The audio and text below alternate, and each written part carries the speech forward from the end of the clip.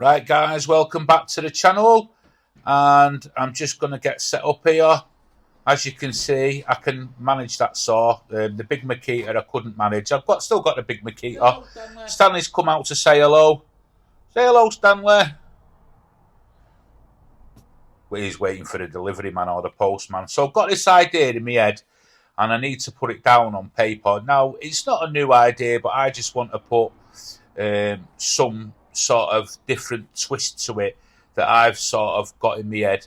It's something that Shelley has asked me to make, or Shelley does like all vintage clothes and sells all that. She goes out and buys all vintagey stuff and vintage clothes and that kind of stuff, vintage fashion, and she resells it. And she's got one of the rooms upstairs as like a stock room, and everything's on racks and stuff, and she finds it a bit tough sometimes to get to the top, and she just wants to utilize more space. So she's asked me to make her this, and I thought, why not? And I've seen some designs, and I just want to put my interpretation down of an existing design. So just be careful around all your power tools. The wood I'm using is 6x1 pine. I'm seem to be going to that lefty righty tape measure thing. Seems to be really good. I can see it better for some reason. And just take your cuts nice and slow. I'm really impressed with this Bosch miter saw as well. I've got a project coming up where I'm going to be making a zero clearance thing. So I just need a bit more wood. I'm just running really short of wood, so I'm picking up a few scraps here. This was a bit of wood I had ripped down from an existing piece of 6x1, and I can use it in this. This is why sometimes I don't want to really get rid of all my scrap bits, because it always comes in handy. And when you get rid of it, you sort of regret it, don't you? So again, just through there, I'm just ripping that bit down there to 5 centimetres. That's for the cross support for the back. Now, there's other cross supports that are ripped down to 3 centimetres. But this project, again, you can make it to your size. You can really customise it. Like, Shelley's about 5'7", something like that. So I've made it sort of to suit her and to suit where she's wanting to get to with it. So I'm just setting my depth here on the saw, table saw. That was just to measure up the thickness of the wood. I'm just going off the measurement of the thickness of the wood, if that makes sense. And that should give me a perfect sort of fit there when I come to put it together.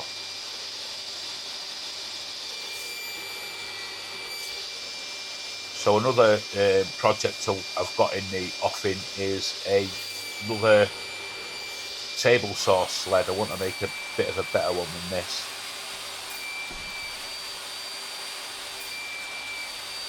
So again, I'm just running it through, and I'm just creeping up on the cut here.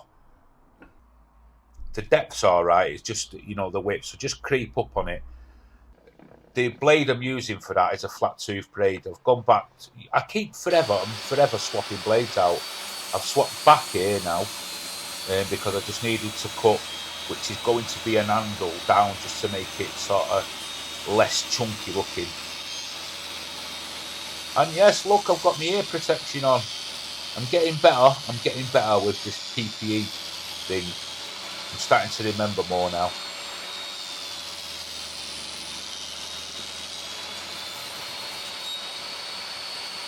Just take it nice and easy. Don't go too fast. Now I'm just cleaning all the cuts up.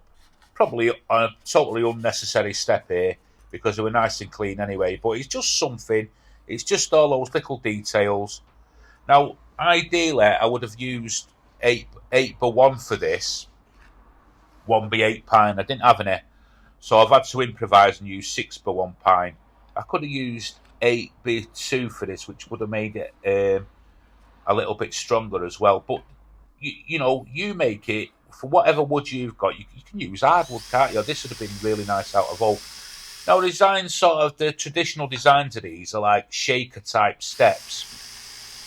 You'll see at the end my sort of version of it. I'm not trying to say it's a shaker style step, but I've sort of been influenced off that, and I've seen a few other YouTubers make this type of thing, and they've used dovetails and all that. Well, I'm not that good enough just yet. I will be doing some dovetail projects in the future as and when I get better at it. And you know me, I'm going to show you. But I'm just sort of using a bit of design creativity, a bit of Japanese sword action time. Do you like that shot? I thought I'd do that as a bit of a laugh, but a bit cheesy really, but never mind.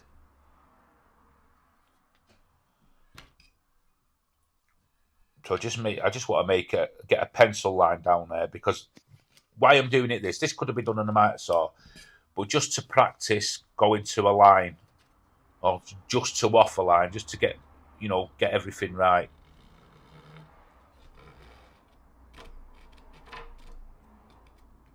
Use the front of the saw just to sort of get into it first, because apparently the teeth are that bit finer at the front. And once you're away with it, they're just brilliant, really are. Hi guys, just a quick break in the action, and this is a huge call to action. Everybody who's watching my videos and enjoying my videos, I know a lot of you do subscribe, and I really appreciate every single one of you for subscribing and the support you're all showing, and the nice comments and everything else that goes along with that.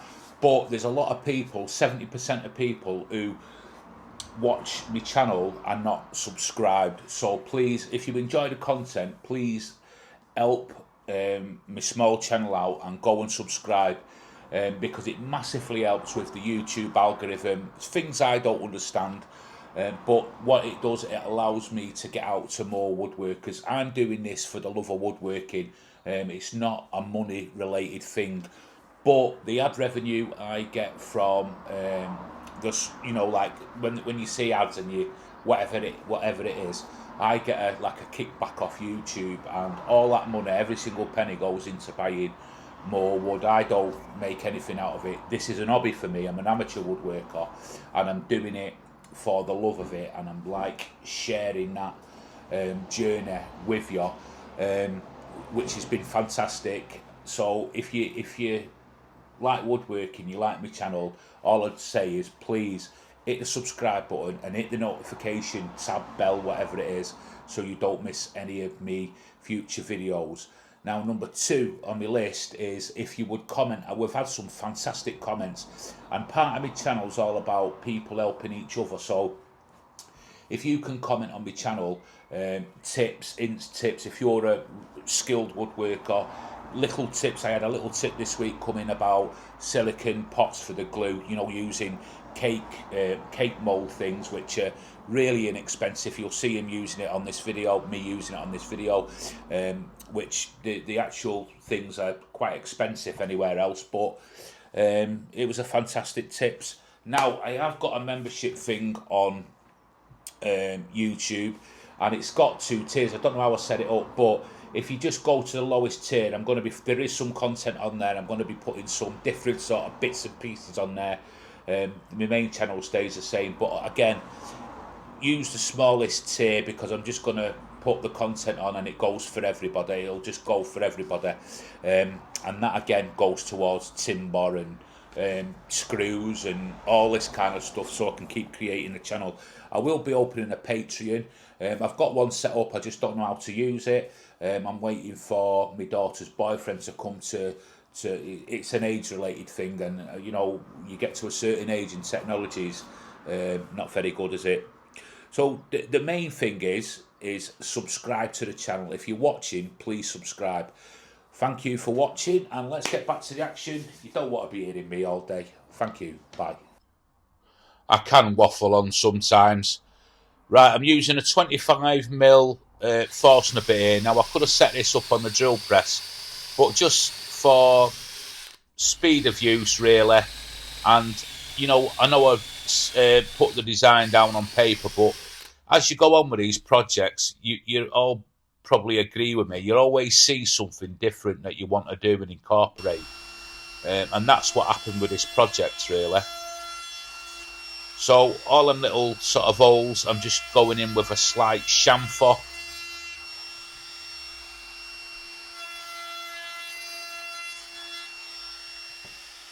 Just take it nice and easy. Now it looks like my fingers are right near there, but they're not actually. I've actually got my hand on the guard just to give it a bit more support. So again, more marking out because I've come up with another bit of an idea here for the handle. This is going to be an handle. You'll see at the end how I've sort of done the handle.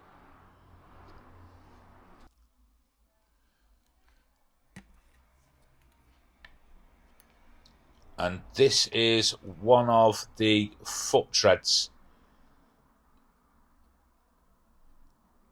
So again, I'm just trying to put something a little bit different onto the design here. My main concern all through this build was, is it going to stand up to Shelley's weight when she stands on it? And I don't, oh God, when she sees, I'm going to get grief for that comment, but I think you know what I mean. I just want her to be safe. But what I will do, I'll give it the Billy weight test. If it takes my weight, it'll take anybody's weight.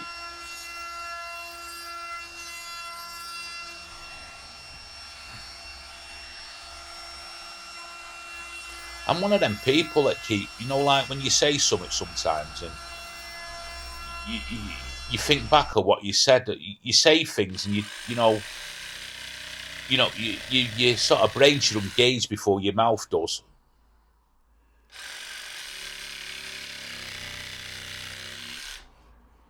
So again, this is good sort of practice for using the jigsaw here.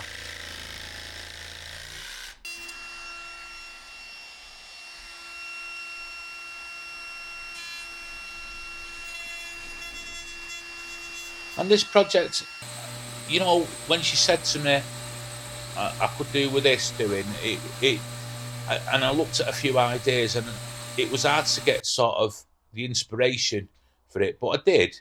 A bit of chip out there. If there's any comments, I pilot hold them, and I went down for plugs, but I was getting a bit of chip out with the countersink thing. I don't know what I was doing wrong. Maybe it was too near the edge, but if there any of you guys out there, let me know what I was doing wrong there. I'd appreciate it. So everything gets sanded to 150 grit initially. I won't be without this sander, this Max C sander. It's really good.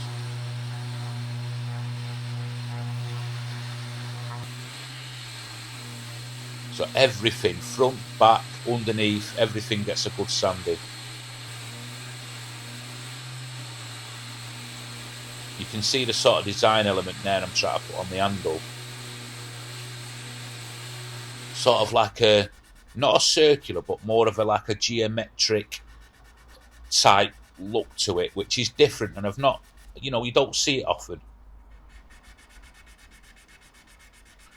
So when you're doing any hand sanding with paper, get a mask on. And that took me ages to do, and honestly, I was glad to get that mask off. So now it's assembly time for the bits. Now here's where I was a bit worried because I'm having to join these two bits. Now I don't have a Festool domino or a biscuit jointer, or I could have doweled it, I suppose. It took me time and sort of dowel pegged it, but I thought I'll use a brace. Now another tip a viewer come in was with these glue pots, little silicone cake molds. If you type in glue thing for your glue, they're gonna have your pants down, but you get these really inexpensive and they work just as good. You get, I think they were like £2.20 for like a dozen of them, something like that. But they're reusable. So here I'm just putting the braces along. Now I'm putting 2 braces on each side, just because I'm just unsure at this point. I will have to invest in some sort of jointing sort of thing. So any suggestions down below. I'm not buying a Festool domino or anything like that, because they're just, although they're probably great tools, and if I really wanted one, I could have one, but I just sort of I'm not going to give them that much money for a tool.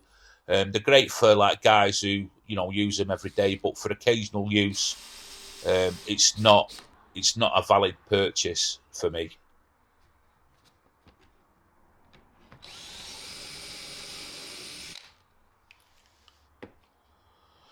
So I'm going in everywhere now with 35mm torque screws, and I've glued them in as well. In the top now again with 35mm torque screws. Now I'm just going through the pilot holes and drilling down a bit more for the screws, because I didn't want any splitting on the wood at the bottom.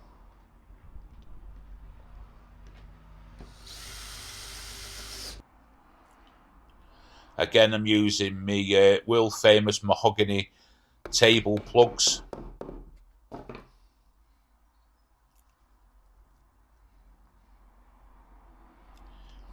Just take it nice and easy. And in my head, I was working out the best way to support this, and the holes there look a bit random, but in my head I was trying to work out this sort of engineering behind it, what would be the strongest sort of way to do it, and I've probably messed it up a bit, but it's all good, it's fine. There's nothing to be concerned about there, I don't think. Maybe a little modification that I thought of that I can do, but I can do that off camera. But just trimming them back and just going in with more sanding, getting everything nice and flush. And more hand sanding now. I'm going up to a 240 grit. Everything gets hand sanded here. And it does make a massive difference to your pieces. This sand. Attention to detail.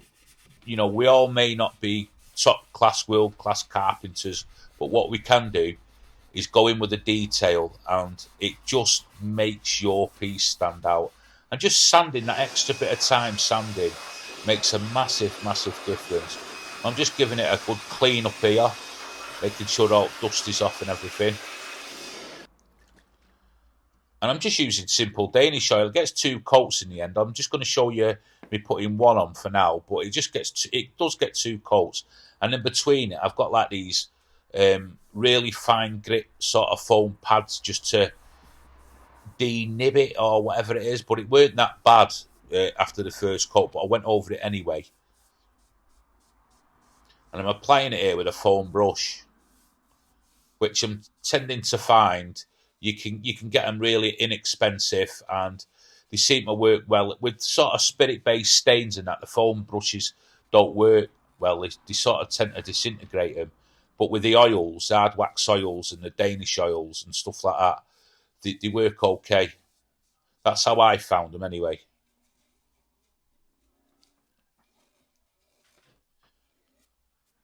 Make sure you get everywhere with it.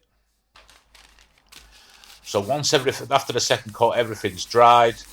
Just going over it with some brown paper, just to give it that super smooth finish. Look at the state of my workshop. It's a mess. It needs a good clean. Every bit, just get into every bit. Spend a good 10 minutes here just doing it. And here's its finished little step stool. It's not a stool. It's a step. I think it's like a bit of a shaker inspired sort of thing, but it serves its purpose for what it's going to be.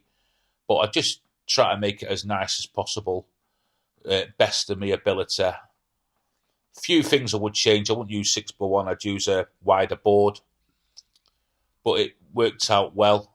I love the design of the handle.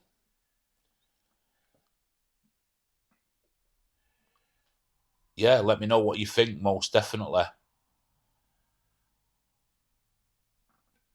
It served a purpose, and here she is trying it out, and it's fine, it's stable, it's secure, and she loves it. Thanks for watching, and I will see you on the next one.